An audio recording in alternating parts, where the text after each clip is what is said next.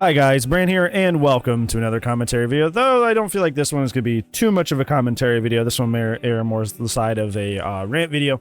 Usually when I do the commentary video, I usually have like 1 or 3 bullet points that I have up, and then I just kind of be like, oh, I need to talk about those things. And that's usually how I go about making those videos. This one I don't have any bullet points for. I just have the title, which is Hysteria and Dead by Daylight, because it's just one of those things that's been on my mind lately, and obviously there was a lot of stuff that we were talking about in the Aughts React video that I feel like touched on this topic a lot.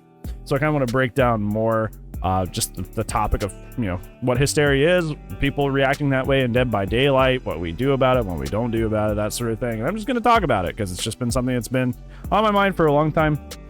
And it's something that I haven't talked about. I made a video that's kind of similar to it. I don't know, was it like 2 or 3 weeks ago? I talked about catastrophizing and Dead by Daylight. It's a very, very similar idea.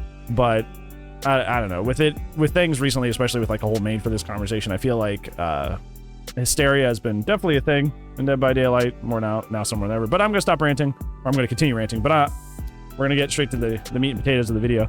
Let's go ahead and get into it. Okay, so first I'm going to start off by defining what hysteria is. Hysteria is an exaggerated or uncontrollable emotion or excitement, or an exaggerated or inappropriate emotional behavior. And I think that's the thing that I see the most when it comes to the Dead by Daylight community, is the inappropriate response or overtly exaggerated response to something. Now,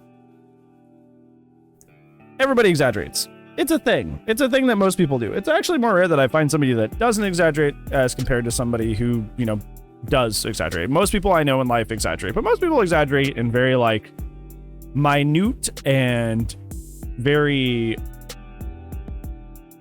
minute and very, unimpressionable ways, things that don't really leave a huge impact. So like, for example, if I'm telling you, like, somebody says like, okay, I played a game last night and I played for about, you know, 2 hours and I played 10 matches, you know, how many did you win? Some people might exaggerate, you know, they actually won 6, but they'll say they won 7, and they'll be like, oh yeah, I did great, I won 7 matches. Realistically, they won 6, and they're exaggerating the amount of wins they got. That's like more normal exaggeration, right? So another great example would be like, you know, sometimes there's negative exaggeration, right? Some people have like a mostly good day, and then like one bad thing will happen. They'll be like, my day was terrible, because the bad thing was so bad that it kind of like ruined their whole day. Was their day actually that bad? No. They're exaggerating because the one bad thing that happened was really bad. So they're just kind of like, oh, well, the whole day is ruined now. The whole day realistically wasn't ruined. Most of the day was great. You just had one bad thing happen. But people will exaggerate just because, you know, they're, you know, having an inappropriate emotional response to something. And I feel like this is something that is a tale as old as time in Dead by Daylight, is people having mass hysteria to whatever it seems to be, something in a PTB that they're freaking out about, something as a perk release, or something that's dominating the meta. There's always mass hysteria.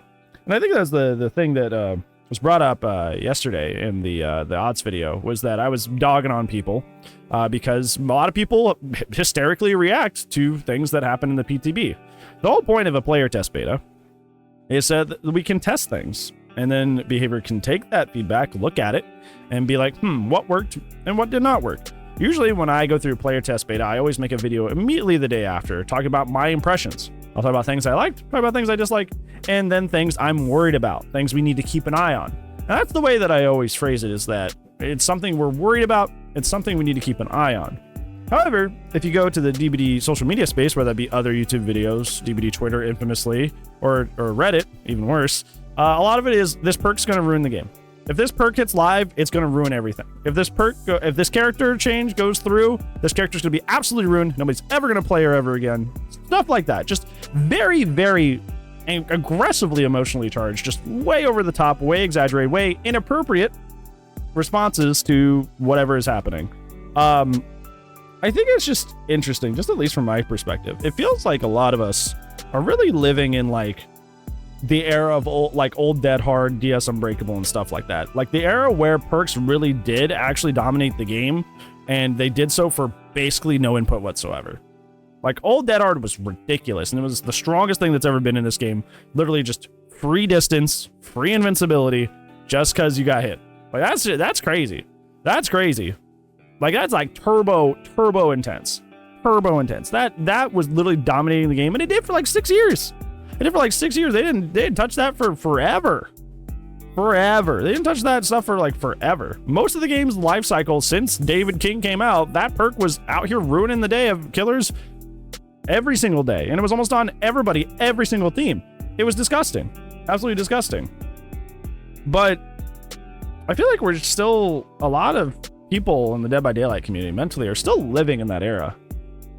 They're still living in that era of like, oh, well, we got to be prepared and on the lookout for the next Dead Hard. But there has been nothing since the 6.10 nerf that has been even remotely, even slightly close to hold a candle to the strength of old Dead Hard.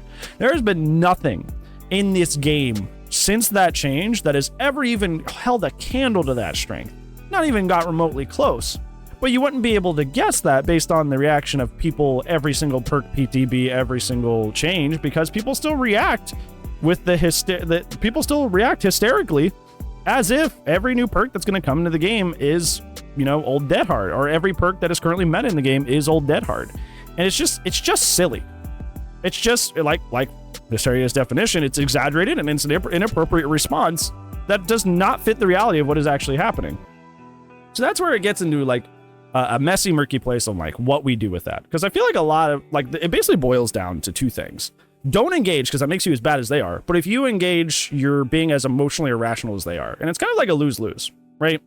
So if you engage and you try to be like, oh, well, that's just stupid, and you tell them it's stupid, you know, they're like, oh, well, you're sinking down to their level. That was what I got into yesterday, was that because I was being like, what do you mean you can't catch up to Made for this with the clown bottle, when a clown bottle literally slows them? Like, you literally have the power to slow them down. You know, like your whole power is slow down survivor movement, and you think Made for this is just winning all your games against against clown. It's like that's just wrong. You know what I'm saying? Like, that's just flat out incorrect. You're actually one of the few M1 killers in the game that actually has a hard counter to this perk, you know? And I was trying to point that out. But like, you can't call it a completely incorrect or completely dumb thing, because then you're demeaning them. So you can't do that. So what do we do in that scenario when somebody says something that's just like so flat out wrong like that? Because like, that's the kind of the lanes we're going into, is just ignore them and let them freak out and let them, you know, have an inappropriate response, or you do something about it, but now you're feeding into it. It feels like a lose-lose no matter what you do. And the reason it matters, like, why does it matter? It's just a game, like, whatever, is that, like, the people that are having mass hysterics to, like, a perk release or something like that, the devs aren't going to listen to you. You know, like, the devs aren't going to listen to you if you're completely blowing everything out of proportion and being very openly irrational about the situation. Nobody is going to listen to you. Like, nobody's going to listen to your change about this perk if you're just catastrophizing the whole thing and thinking that the whole world is like, oh, the sky is falling because of this one perk or this one character change. Like, the devs aren't idiots. The devs can look at that, see that what you're doing is not matching reality, and they're going to be less likely to change something for the better because you're reacting so stupidly to it.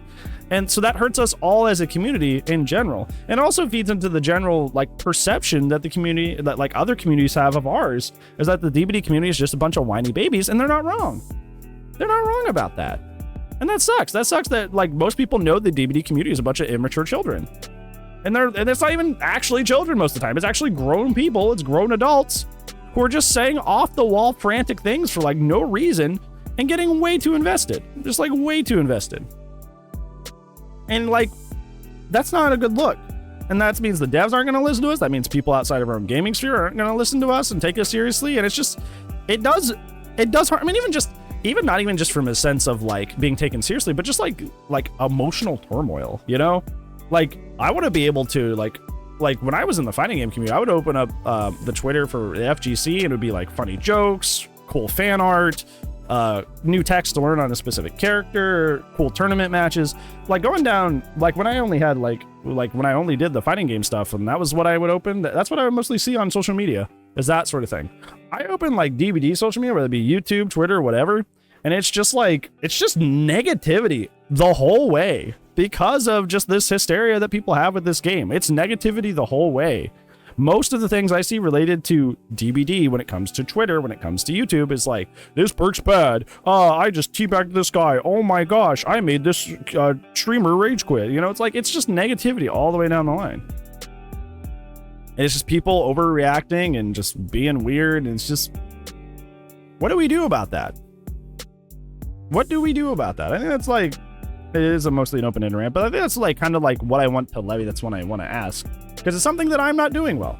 It's something that like I'm not reacting well to this. You know, it's something that I'm either extremely disappointed in most times, or you know, outright being like, hey, outright telling people, hey, that's dumb, or hey, you sound this silly, you sound this ridiculous.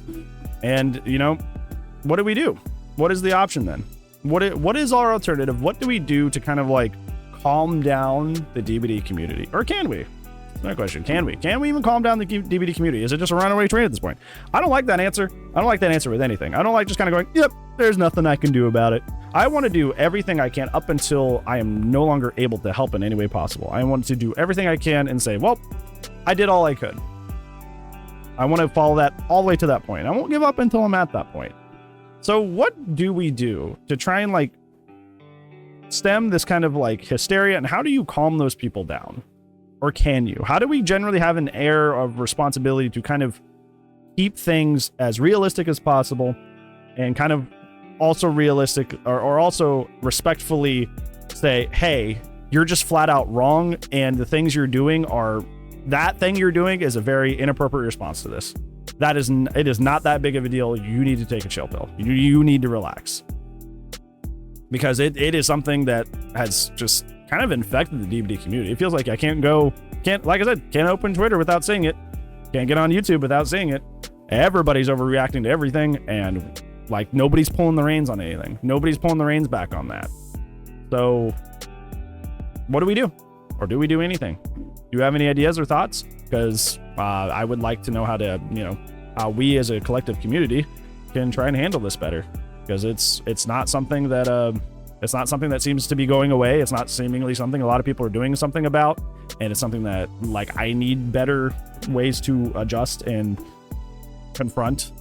So I don't know. What do we do?